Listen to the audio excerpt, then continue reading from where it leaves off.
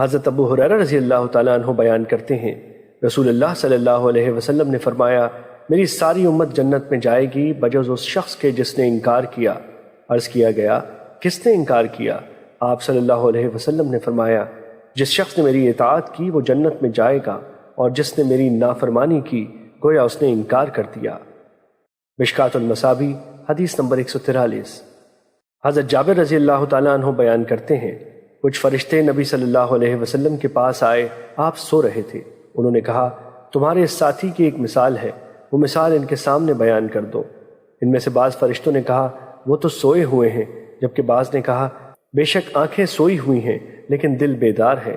پس انہوں نے کہا، ان کی مثال اس شخص جیسی ہے جس نے ایک گھر بنایا، اس میں دسترخوان لگایا اور ایک دائی کو بھیجا۔ پس جس شخص نے دائی کی دعوت کو قبول کر لیا وہ گھر میں داخل ہوگا اور دسترخوان سے کھانا بھی کھائے گا، اور جس نے دائی کی دعوت کو قبول نہ کیا وہ گھر میں داخل ہوا نہ دسترخوان سے کچھ کھایا۔ پھر انہوں نے کہا، اس کی مزید وضاحت کر دو تاکہ وہ اسے سمجھ سکے۔ پھر ان میں سے کسی نے کہا کہ وہ تو سوئے ہوئے ہیں، اور بعض نے کہا آنکھ سوئی ہوئی ہے اور دل بیدار ہے۔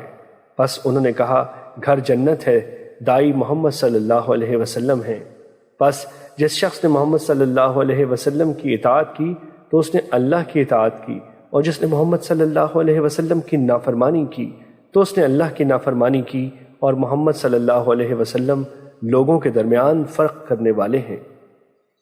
مشکوٰۃ المصابیح حدیث نمبر 144۔ حضرت انس رضی اللہ تعالیٰ عنہ بیان کرتے ہیں، 3 اشخاص نبی صلی اللہ علیہ وسلم کی عبادت کے متعلق پوچھنے کے لیے نبی صلی اللہ علیہ وسلم کی ازواج مطہرات کے پاس آئے۔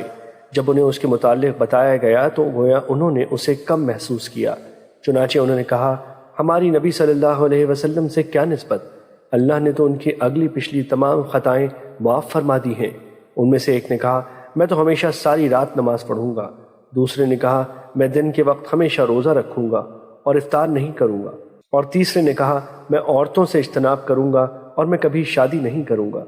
نبی صلی اللہ علیہ وسلم ان کے پاس آئے اور پوچھا، تم وہ لوگ ہو جنہوں نے اس طرح کہا ہے؟ اللہ کی قسم میں تم سے زیادہ اللہ سے ڈرتا ہوں اور تم سے زیادہ تقوی رکھتا ہوں، لیکن میں روزہ بھی رکھتا ہوں اور افطار بھی کرتا ہوں، رات کو نماز پڑھتا ہوں اور سوتا بھی ہوں، اور میں عورتوں سے شادی بھی کرتا ہوں۔ بس جو شخص میری سنت سے اعراض کرے وہ مجھ سے نہیں۔ مشکوٰۃ المصابیح حدیث نمبر 145۔